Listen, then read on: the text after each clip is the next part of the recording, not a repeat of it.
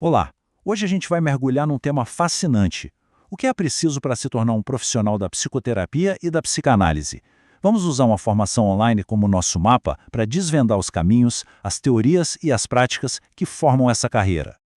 Ok, vamos direto ao ponto. Nosso roteiro é o seguinte: a gente começa com a grande promessa, o que realmente significa seguir essa carreira. Depois, vamos ver para quem é esse caminho, o que se estuda, como o conhecimento vira prática e, claro, o que se ganha com tudo isso no final. Então, vamos começar pelo principal, né? Qual é a grande promessa? O que se espera alcançar quando se embarca numa jornada para se tornar terapeuta? No fundo, o objetivo é bem claro. É transformar o interesse pela mente humana numa profissão de verdade, legítima. Não se trata só de aprender por aprender, mas de ter as credenciais para poder atuar, para poder exercer. E essa é uma etapa fundamental para quem quer realmente fazer a diferença nessa área. E como se chega lá? Bom, a flexibilidade é a palavra-chave. O formato online com acesso para sempre permite que cada um aprenda no seu ritmo. Mas o que realmente faz a diferença é a credibilidade. A promessa de um registro profissional e de um certificado com a mesma validade de um curso presencial é o que transforma o conhecimento numa carreira de verdade. Mas será que esse caminho é para todo mundo? Quem são as pessoas que geralmente procuram esse tipo de formação? Vamos dar uma olhada nesses perfis. A resposta aqui é bem interessante, porque não existe um perfil único. Na verdade, a formação foi toda desenhada para atender a 3 grupos bem diferentes, que vão desde quem está começando do absoluto zero até quem já é especialista. Primeiro temos os iniciantes, os curiosos. Pessoas que sentem aquele chamado para a área, mas não fazem ideia por onde começar.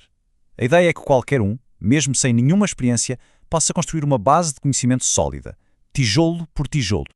Depois temos os profissionais que já estão na estrada. Para eles, o desafio é outro.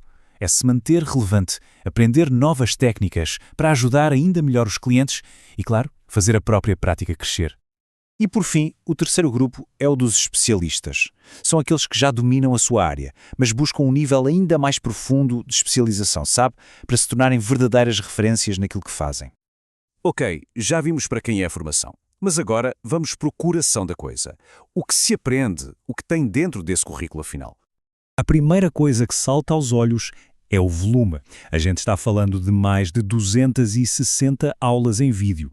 Isso significa um mergulho bem profundo no assunto, com a vantagem de poder estudar a qualquer hora, o que hoje em dia é essencial. Mas não é só uma questão de quantidade. O interessante é a estrutura. Como a gente vê aqui, o conteúdo é dividido em pilares. Começa com uma base bem forte em psicanálise. Depois explora as psicopatologias, avança para teorias mais específicas e finaliza com as habilidades práticas. É uma construção de conhecimento muito lógica. E uma das primeiras lições, e talvez das mais importantes, é desfazer aquela confusão clássica. Psicanálise, psicologia, psiquiatria, parece tudo a mesma coisa, mas são universos bem diferentes. A psicanálise mergulha no nosso inconsciente, nas histórias que a gente nem sabe que conta, a psicologia olha mais para o comportamento e a psiquiatria é a abordagem médica que pode receitar medicamentos. Entender isso é o ponto de partida.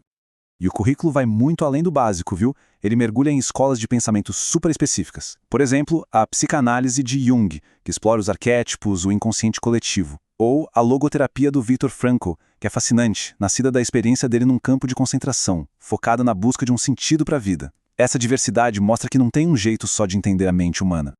Mas ok, tudo isso é muito interessante na teoria, mas como é que esse conhecimento todo se traduz na prática do mundo real? Essa ponte entre a teoria e a prática parece ser um ponto-chave. O que se percebe pelos relatos é que o foco é exatamente em tornar o conhecimento teórico, que às vezes é muito abstrato, em algo claro e aplicável. A ética e o profissionalismo são sempre destacados, o que faz todo sentido numa área de tanta responsabilidade. E aqui a gente vê como essa ponte é construída. É um percurso bem pensado. Primeiro, a teoria, o alicerce. Depois, a análise de casos reais para ver como a teoria funciona na prática. Em seguida, a prática supervisionada, que é tipo ter umas rodinhas de apoio antes de sair pedalando por aí. E por fim, a opção de atendimento social, que já é a experiência clínica de verdade. E finalmente, depois de todo esse caminho, quais são os resultados concretos? O que se leva ao concluir o programa? E qual é o resultado palpável? Primeiro, o volume de dedicação. O certificado principal representa mais de 1000 horas de formação. Para a gente ter uma noção, isso equivale a mais de 6 meses de trabalho em tempo integral.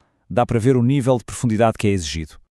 E toda essa dedicação é reconhecida não com uma, mas com 2 certificações diferentes. E cada uma delas tem um propósito bem específico. E essa dupla certificação é uma sacada inteligente. Um certificado valida a prática profissional, ou seja, é reconhecido por associações de terapeutas, abrindo as portas do mercado. O outro dá o peso académico, com o reconhecimento do Ministério da Educação. É o melhor dos 2 mundos, o prático e o institucional. E a formação não para na teoria clínica. Existe uma preocupação bem clara com os desafios do mundo real de um terapeuta. Como gerenciar a primeira sessão, como construir uma base de clientes, como divulgar o próprio trabalho. Porque, vamos combinar, ser um bom terapeuta é uma coisa, mas construir uma carreira de sucesso é outra.